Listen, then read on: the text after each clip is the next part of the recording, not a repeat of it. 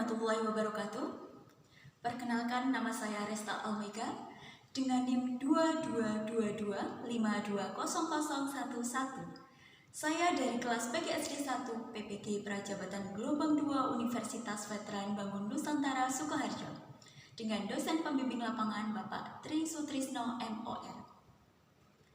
Di sini saya akan mempresentasikan terkait dengan mata kuliah pilihan saya dan desain inovasi yang sudah saya kembangkan. Pada pembahasan kali ini saya akan membahas 6 topik. Yang pertama mengenai review pengalaman belajar, kemudian pembahasan kedua adalah mengenai refleksi pengalaman belajar, pembahasan yang ketiga mengenai pembelajaran bermakna, pembahasan yang keempat mengenai desain inovasi pembelajaran yang sudah saya kembangkan, yang kelima mengenai rencana tindak lanjut untuk kedepannya, dan yang terakhir mengenai paradigma makna guru. Selama saya mengikuti perkuliahan PPG Prajabatan Gelombang 2 ini, saya telah menempuh berbagai mata kuliah di semester 1 maupun semester 2. Nah, salah satu mata kuliah yang bermakna bagi saya adalah mata kuliah pembelajaran sosial emosional yang saya tempuh pada semester 2 ini. Pada mata kuliah pembelajaran sosial emosional ini terdapat 5 topik di dalamnya. Topik yang pertama membahas mengenai kompetensi sosial emosional berdasar kerangka Collaborative for Academic, Social, and Emotional Learning atau biasa disingkat dengan CASEL. Kemudian pada topik yang kedua mengenai peran guru sebagai teladan pembelajaran keterampilan sosial emosional CASEL. Kemudian topik yang ketiga membahas mengenai experiential learning. Topik yang keempat mengenai experiential learning untuk pembelajaran sosial emosional. Dan topik yang terakhir yaitu mengenai school well-being. Dari kelima topik dalam mata kuliah pembelajaran sosial emosional tadi, menurut saya atau bagi saya topik yang paling bermakna bagi saya adalah topik yang pertama, yaitu mengenai kompetensi sosial emosional berdasar kerangka Collaborative for Academic, Social, and Emotional Learning atau kerangka CASEL. Dalam topik 1 ini berisi tentang pengertian pembelajaran sosial emosional, di mana pembelajaran sosial emosional ini adalah bagian penting dalam pendidikan dan dalam relasi sosial. Pembelajaran sosial emosional sendiri merupakan proses untuk membantu individu dalam mengembangkan kemampuan dasar untuk hidup dengan baik. Dalam hal ini, individu tidak hanya terfokus pada dirinya sendiri ataupun hanya pada keterampilan, kompetensi, namun juga fokus pada relasi yang baik, relasi dengan orang lain maupun dengan lingkungan di sekitarnya.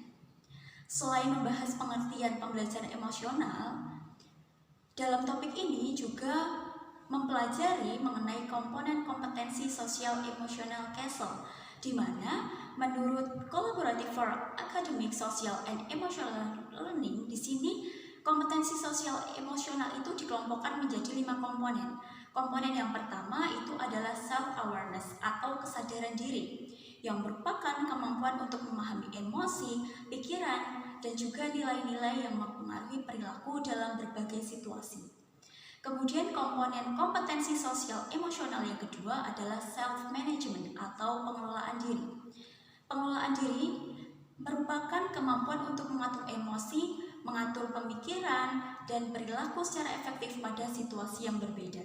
Kemudian komponen CASEL yang ketiga adalah responsible decision making atau pengambilan keputusan yang bertanggung jawab, di mana dalam komponen ini atau kompetensi ini diharapkan dapat membuat pilihan yang tepat dan konstruktif serta dapat mempertanggungjawabkan pilihannya. Kemudian komponen yang keempat adalah social awareness atau kesadaran sosial, di mana komponen ini adalah kemampuan untuk memahami perspektif yang berbeda, termasuk sikap untuk berempati terhadap kondisi individu dengan latar belakang yang berbeda. Kemudian komponen yang terakhir yaitu relationship skills atau keterampilan sosial, keterampilan berhubungan sosial, di mana ini merupakan kemampuan dalam menjalin serta mempertahankan hubungan yang sehat dan efektif sebagai individu dari latar belakang yang berbeda-beda. Seperti itu. Nah, selain membahas pengertian pembelajaran sosial emosional, kemudian komponen kompetensi sosial emosional menurut CASEL, topik ini juga membahas mengenai pentingnya mengetahui sosial emosional peserta didik. Karena Kompetensi sosial emosional peserta didik ini sangat bermanfaat bagi diri peserta didik dalam mencapai tujuan belajarnya. Nah, untuk pembahasan yang terakhir dalam topik 1 ini adalah mengenai penerapan pembelajaran sosial emosional di sekolah. Di mana dalam topik ini itu mengemukakan bahwa kompetensi sosial emosional ini dapat diimplementasikan melalui 3 cara, yaitu secara rutin, terintegrasi dalam mata pelajaran, ataupun melalui protokol budaya atau pembiasaan. Kemudian, mengapa topik ini penting dipelajari? Karena menurut saya dalam topik ini terdapat sumber pengetahuan yang penting bagi diri saya yang kelak nantinya akan menjadi pendidik atau guru untuk meningkatkan dan mengembangkan kompetensi saya di bidang pendidikan. Nah, topik 1 ini membantu saya yang akan menjadi guru untuk mengetahui pentingnya pembelajaran sosial emosional dan pengimplementasiannya di sekolah guna meningkatkan kompetensi sosial emosional dalam diri peserta didik. Hal ini sangat berkaitan dengan guru profesional yang harus mampu melakukan pembelajaran yang berpihak pada peserta didik, karena kompetensi sosial emosional ini akan sangat mempengaruhi peserta didik dalam mencapai tujuan pembelajaran.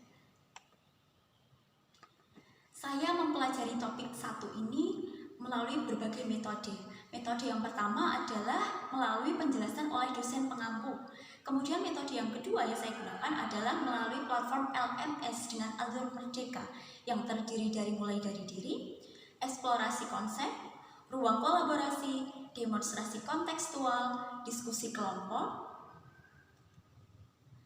melalui elaborasi pemahaman, kemudian koneksi antar materi dan aksi nyata. Kemudian metode yang terakhir yang saya gunakan dalam mempelajari topik 1 ini adalah melalui kegiatan diskusi kelompok.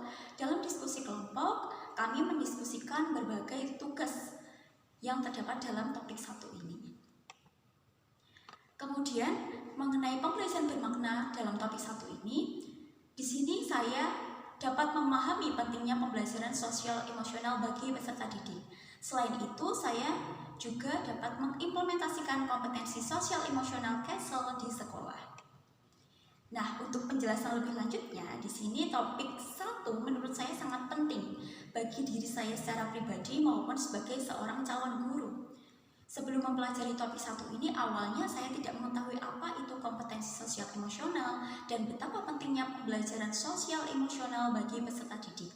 Namun, setelah mempelajari topik 1 ini, saya menjadi paham bahwa kompetensi sosial emosional sangatlah perlu untuk ditumbuhkan serta dikembangkan. Kompetensi sosial emosional ini sangat penting untuk dimiliki oleh semua orang, termasuk bagi diri saya maupun bagi diri peserta didik. Hal ini dikarenakan kompetensi sosial emosional akan sangat bermanfaat bagi kita, baik sebagai individu maupun sebagai anggota masyarakat. Kompetensi sosial emosional ini membantu kita dalam kehidupan sehari-hari, terlebih ketika kita sedang berinteraksi maupun bersosialisasi dengan orang lain. Sebelum mengimplementasikan 5 komponen kompetensi sosial emosional CASEL kepada peserta didik, tentunya di sini saya juga harus memiliki kelima komponen tersebut dalam diri saya. Barulah kemudian saya mengimplementasikannya kepada diri peserta didik supaya mereka memiliki kompetensi sosial emosional yang baik dan mampu mencapai tujuan belajarnya dengan lebih maksimal.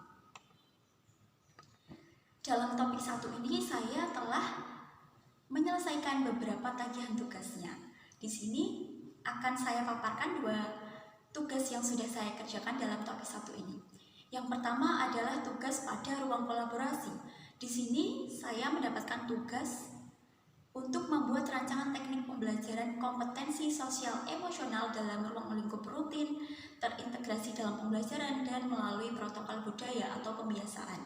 Jadi, dalam ruang kolaborasi ini saya bersama kelompok saya saling berdiskusi untuk menentukan atau membuat rancangan teknik-teknik pembelajaran sosial emosional apa saja yang dapat diimplementasikan baik secara rutin, terintegrasi dalam pembelajaran maupun melalui protokol budaya.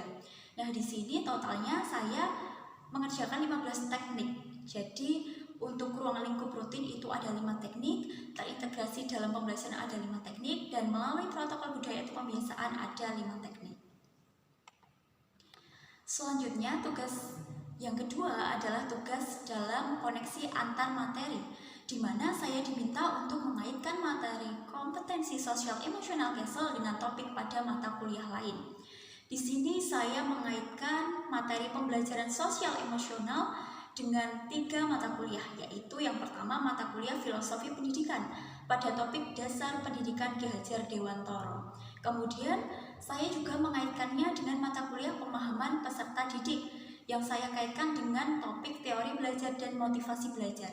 Selain itu, saya juga mengaitkannya dengan topik pada mata kuliah Pemahaman Peserta Didik, yaitu topik lingkungan kelas yang aman, nyaman, dan berpihak pada ekosistem pembelajaran di sekolah dasar.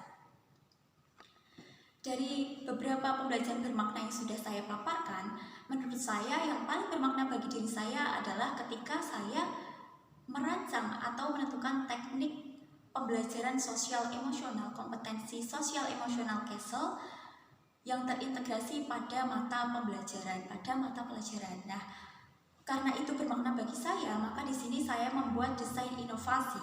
Di sini saya mencoba untuk mengembangkan modul pembelajaran kelas 4 pada materi kegiatan jual beli sebagai salah satu pemenuhan kebutuhan yang terintegrasi dengan kompetensi sosial emosional CASEL. Nah, dalam modul pembelajaran IPAS ini, kompetensi sosial ini diintegrasikan dalam berbagai aktivitas atau kegiatan pembelajaran, di mana kegiatan pembelajaran yang dirancang dalam modul ini itu terdapat berbagai aktivitas belajar baik secara mandiri maupun kelompok. Nah, tujuan saya mengembangkan modul pembelajaran yang terintegrasi dengan kompetensi sosial emosional CASEL ini adalah untuk menumbuhkan ataupun untuk meningkatkan kompetensi sosial emosional dalam diri peserta didik. Nah, jadi ada berbagai kegiatan yang saya masukkan ke dalam modul pembelajaran ini, sehingga modul pembelajaran ini diharapkan tidak hanya terfokus pada kompetensi akademik saja, namun di sini saya rancang untuk memfokuskan juga pada sosial emosional peserta didik, sehingga di sini saya mencoba menyeimbangkan antara kompetensi akademik atau pengetahuan dan juga sosial emosional peserta didik yang saya integrasikan di dalam kegiatan pembelajarannya. Kemudian dalam modul pembelajaran IPAS yang terintegrasi dengan kompetensi sosial emosional CASEL ini, terdapat berbagai kegiatan yang terintegrasi dengan kompetensi sosial emosional CASEL. Di sini saya mengintegrasikan 5 kompetensi sosial emosional CASEL yang terdiri dari kesadaran diri, kemudian pengelolaan diri, pengambilan keputusan yang bertanggung jawab, kesadaran sosial, dan juga kemampuan atau keterampilan dalam berhubungan sosial, di mana diharapkan melalui modul pembelajaran ini dapat membantu peserta didik dalam mengembangkan pengetahuan, sikap, dan juga keterampilannya dalam memahami serta mengelola emosi, membangun hubungan yang sehat, dan juga mengambil keputusan yang bertanggung jawab. Nah, di sini sudah saya tampilkan contoh 2 kegiatan dalam modul pembelajaran yang sudah saya rancang. Di sini ada kegiatan feeling. Jadi di sini saya mengintegrasikan kesadaran diri dan pengelolaan diri, di mana peserta didik diharapkan dapat memahami perasaannya. Nah, kemudian dalam kegiatan lain di sini ada kegiatan yang saya beri nama afirmasi positif. Nah, dalam afirmasi positif ini saya mencoba menumbuhkan motivasi, semangat, dan rasa percaya diri dalam diri peserta didik melalui kalimat-kalimat positive vibes, yaitu kalimat aku sehat, aku hebat, aku cerdas, aku luar biasa, aku bahagia, dan aku pasti bisa. Yes, yes, yes, semangat, hore. Nah, saya harap melalui kalimat afirmasi positif ini dapat menumbuhkan semangat, motivasi belajar, dan rasa percaya diri dalam diri peserta didik, sehingga peserta didik nantinya akan percaya, akan yakin kalau dirinya itu bisa dan dirinya itu luar biasa. Jadi desain inovasi berupa modul pembelajaran IPAS pada materi kegiatan jual beli sebagai pemenuhan kebutuhan ini yang telah saya integrasikan dengan kompetensi sosial emosional CASEL. Di sini saya harap dapat bermanfaat bagi diri saya baik secara individu, kemudian bagi diri saya yang nantinya akan menjadi guru, dan bagi diri peserta didik. Nah, di sini akan coba saya paparkan manfaat bagi diri saya pribadi, yaitu dapat meningkatkan keterampilan saya dalam berpikir kritis, kreatif, inovatif dalam merancang kegiatan dalam modul pembelajaran ini, karena ini merupakan pertama kalinya bagi saya, sehingga saya mencoba untuk berpikir secara kreatif, inovatif, merancang kegiatan pembelajaran yang baru yang nantinya dapat bermanfaat juga bagi diri peserta didik. Kemudian manfaat bagi diri saya sebagai calon guru nantinya yaitu dapat meningkatkan pemahaman mengenai kompetensi sosial emosional, kemudian juga mengenai pentingnya kompetensi sosial emosional untuk peserta didik. Sehingga di sini harus ditingkatkan atau ditumbuhkan melalui aktivitas atau kegiatan belajar yang sudah saya masukkan ke dalam modul pembelajaran ini.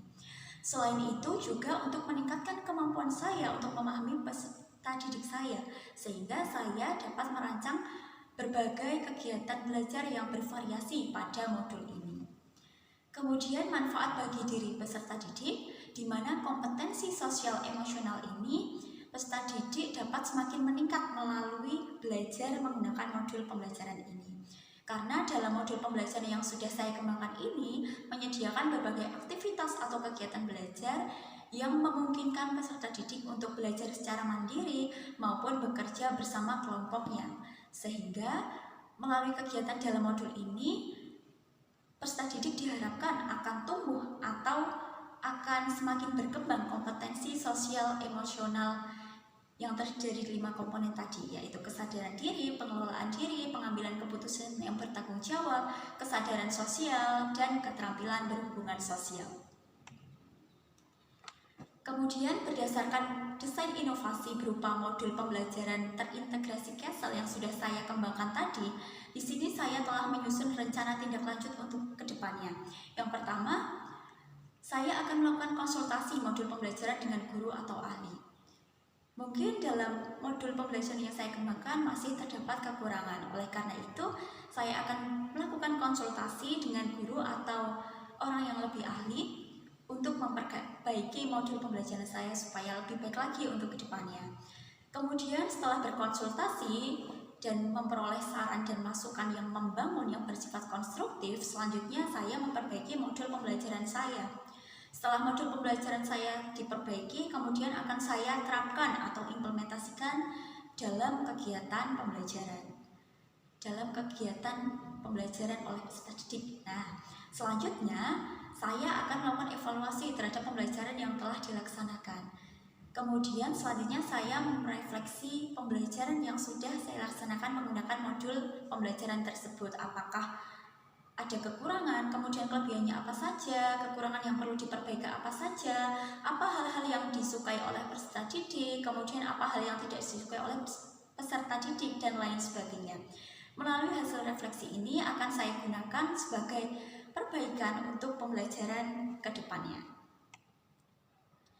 Kemudian yang selanjutnya mengenai paradigma baru terhadap makna guru, di sini saya akan memaparkan 6 paradigma saya terhadap makna guru.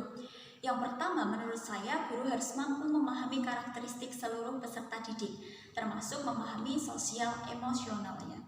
Jadi seorang guru itu harus mampu melaksanakan pembelajaran yang berpihak pada peserta didik sesuai yang dijelaskan oleh Bapak Pendidikan Indonesia kita, Ki Hajar Dewantoro. Nah, bahwa Ki Hajar Dewantoro itu mengemukakan bahwa seorang guru itu harus mampu melakukan pembelajaran yang berpihak pada peserta didik. Jadi harus benar-benar mengetahui karakteristik peserta didik sehingga nantinya guru dapat merancang pembelajaran di mana berorientasi pada peserta didik dan mampu berpihak pada peserta didik sehingga peserta didik itu sebagai subjek dalam pembelajaran, bukan sebagai objek dalam pembelajaran. Paradigma terhadap makna guru selanjutnya menurut saya guru itu adalah pembelajar sepanjang hayat, sehingga guru harus selalu mengupgrade pengetahuan dan kompetensinya. Nah, menurut saya guru itu tidak boleh cepat puas. Jadi seorang guru harus terus belajar dan terus belajar. Apalagi saat ini kita semua berada pada era abad 21 di mana pembelajaran ditekankan pada teknologi. Nah, ilmu pengetahuan serta teknologi semakin berkembang pesat seiring dengan perkembangan zaman, sehingga guru juga harus terus belajar, mempelajari penggunaan teknologi, mempelajari ilmu pengetahuan yang semakin berkembang, sehingga guru dapat mengimplementasikannya dalam kegiatan pembelajaran yang menyesuaikan dengan pendidikan abad 21. Sehingga nanti harapannya peserta didik dapat mencapai kompetensi 4C, yaitu kompetensi pada abad 21 yang terdiri dari critical thinking, collaboration, communication, dan creativity. Selanjutnya, paradigma terhadap makna guru. Menurut saya, tugas guru itu tidak hanya mengajar atau mentransfer pengetahuan saja, namun juga mendidik peserta didik agar menjadi pribadi yang cerdas dan berkualitas. Nah, menurut saya guru ini merupakan sosok pemimpin dalam kegiatan pembelajaran, di mana guru ini akan mengantarkan peserta didik untuk mencapai impiannya, mencapai cita-citanya, sehingga tugas guru tidak hanya mengajar atau sekedar mentransfer pengetahuan atau ilmu saja, tapi di sini peserta didik juga menuntun atau mendidik peserta didik, sehingga harus seimbang antara kognitif, afektif, dan psikomotor. Sehingga nantinya diharapkan peserta didik akan menjadi pribadi yang cerdas kognitif, kemudian berakhlak mulia dan terampil atau memiliki keterampilan. Selanjutnya, paradigma guru selanjutnya yaitu guru harus kreatif dan inovatif sehingga senantiasa mampu menciptakan pembelajaran yang menarik bagi peserta didik. Nah, seorang guru itu harus memiliki pemikiran yang cerdas, kreatif, dan inovatif karena di sini guru itu akan melakukan pembelajaran terhadap peserta didik. Nah, di sini guru itu harus senantiasa memikirkan kegiatan pembelajaran apa yang nantinya akan ia ajarkan, akan ia berikan untuk peserta didiknya. Tidak mungkin seorang guru akan melaksanakan kegiatan pembelajaran yang sama setiap harinya.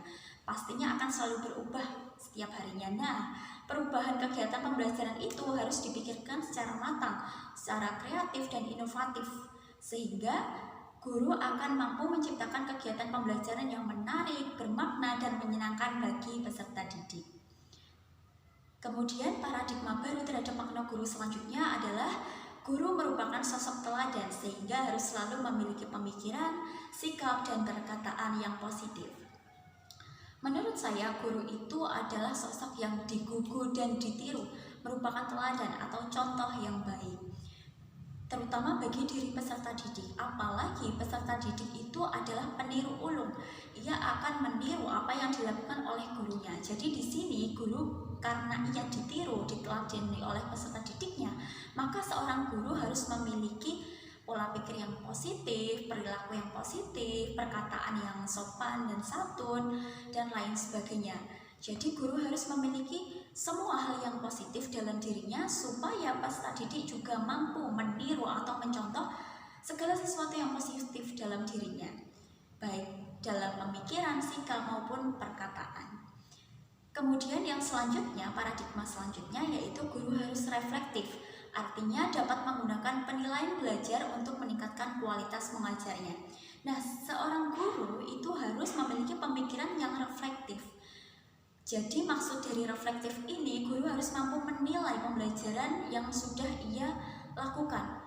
Jadi ketika pembelajaran telah selesai, guru harus mampu menilai apakah pembelajaran yang telah dilaksanakannya itu sudah berhasil atau belum berhasil. Kelebihan apa yang sudah dilaksanakan dalam kegiatan pembelajaran, kemudian kelemahan apa dalam kegiatan pembelajarannya, kemudian hal apa yang menarik dilakukan peserta didik, yang disukai peserta didik, kemudian hal apa yang tidak disukai peserta didik, apa yang perlu diperbaiki untuk kedepannya. Nah, guru harus selalu evaluatif dan reflektif, sehingga hasil dari refleksi kegiatan pembelajaran ini nanti dapat digunakan sebagai acuan untuk merancang kegiatan pembelajaran selanjutnya agar lebih baik lagi dan mencapai tujuan belajar yang maksimal. Baik, selanjutnya di sini akan saya tampilkan gambaran mengenai modul pembelajaran yang sudah saya rancang. Di sini saya mengambil mata pelajaran IPAS yang saya integrasikan dengan kompetensi sosial emosional CASEL, di mana dalam modul pembelajaran ini saya merancang memasukkan berbagai aktivitas atau kegiatan belajar yang bervariasi. Di sini saya cantumkan salah satunya aktivitas feeling. Jadi di sini saya mengintegrasikan kompetensi sosial emosional berupa kesadaran diri dan pengelolaan diri, di mana Pada kegiatan ini, peserta didik diharapkan mampu memahami emosi atau perasaan pada dirinya. Di sini peserta didik diminta untuk menggambarkan ekspresi apa yang sedang ia rasakan. Nah, nantinya gambar tersebut akan menjadi acuan bagi guru untuk melaksanakan tindak lanjut. Seperti itu. Selanjutnya, selain aktivitas feeling, di sini juga terdapat kegiatan yang saya namakan afirmasi positif, yang harapannya dapat menumbuhkan motivasi dan semangat serta rasa percaya diri pada diri peserta didik. Di mana ini saya tekankan pada kompetensi sosial emosional Castle berupa pengelolaan diri. Di mana afirmasi positif ini terdapat beberapa kalimat yang isinya positive vibes berupa aku sehat, aku hebat, aku cerdas, aku luar biasa, aku bahagia, aku pasti bisa, semangat. Nah, kata-kata ini diharapkan akan menumbuhkan motivasi, semangat, dan rasa percaya diri dalam diri peserta didik. Kemudian ia akan semangat dan termotivasi dalam belajar. Selain itu, di sini saya juga memberikan berbagai aktivitas belajar seperti kegiatan mandiri maupun berkelompok. Nah, dalam kegiatan berkelompok ini nanti ada kegiatan berdiskusi, di mana kompetensi sosial emosional yang terlibat adalah kesadaran sosial, keterampilan berhubungan sosial, serta pengambilan keputusan yang bertanggung jawab. Kemudian selain kegiatan berdiskusi kelompok, ada juga kegiatan bercerita mengenai kegiatan jual beli yang pernah dilakukan oleh peserta didik. Nah, dalam kegiatan bercerita itu nantinya peserta didik akan menceritakan bagaimana perasaannya ketika ia melakukan kegiatan jual beli, kemudian apa yang ia lakukan, kemudian pengalamannya seperti apa, itu akan ia ceritakan. Nah, kompetensi sosial emosional Castle yang terlibat adalah kesadaran diri. Selain itu ada juga kegiatan Ayo Mengamati. Di sini saya juga mengembangkan video pembelajaran kegiatan ekonomi. Nah, di sini dalam kegiatan ini saya meminta peserta didik untuk mengamati video pembelajaran yang sudah saya kembangkan, dan video ini sudah saya upload di YouTube. Nah, kemudian peserta didik setelah mengamati video barulah dia mengerjakan soal yang ada di bagian akhir video. Nah, nanti setelah soal tersebut selesai dikerjakan, kemudian membandingkan jawaban dengan peserta didik lain, kemudian saling menanggapi satu sama lain. Nah, dalam kegiatan membandingkan dan saling menanggapi jawaban satu sama lain ini nanti, di sini saya mencoba mengintegrasikan kompetensi sosial emosional Castle berupa pengambilan keputusan yang bertanggung jawab, kesadaran sosial, serta keterampilan berhubungan sosial. Nah, selain itu, dalam modul pembelajaran ini saya juga meminta peserta didik untuk melakukan aktivitas menyanyi secara mandiri, nah ataupun secara bersama-sama juga. Nah, lagu ini adalah lagu kegiatan ekonomi dengan irama lagu potong bebek angsa. Nah, dalam lagu ini diharapkan peserta didik itu akan tumbuh motivasinya atau semakin meningkat motivasi dan semangatnya, juga semakin fokus juga dalam mengikuti atau menjalani aktivitas belajar selanjutnya. Kompetensi sosial emosional yang terlibat di sini adalah pengelolaan emosi dan fokus, seperti itu. Nah, selanjutnya ada juga kegiatan market day. Nah, berupa kegiatan proyek belajar ya di sini. Jadi di sini peserta didik akan bersama-sama dengan peserta didik lain untuk melaksanakan kegiatan berupa market day, di mana dalam proyek market day ini diharapkan dapat menumbuhkan kompetensi sosial emosional peserta didik berupa keterampilan berhubungan sosial, pengelolaan diri, dan kesadaran sosial. Karena dalam kegiatan market day ini peserta didik tidak hanya secara mandiri, tidak hanya terfokus pada dirinya sendiri, tapi dia juga terlibat dengan aktivitas berkelompok, dengan hubungan atau bersosialisasi dengan peserta didik lain maupun dengan guru. Seperti itu. Jadi di sini akan mengembangkan keterampilan berhubungan sosialnya, juga kesadaran sosialnya. Nah, selain itu peserta didik juga dilatih untuk mengelola dirinya, di mana dalam kegiatan market day ini peserta didik akan belajar untuk mengelola emosinya, mengelola fokus dan perasaannya. Seperti itu. Mungkin itu saja yang dapat saya paparkan mengenai mata kuliah pilihan dan desain inovasi yang saya kembangkan. Kurang lebihnya saya mohon maaf. Nun wal qalami wa ma yasturun. Terima kasih. Wassalamualaikum warahmatullahi wabarakatuh.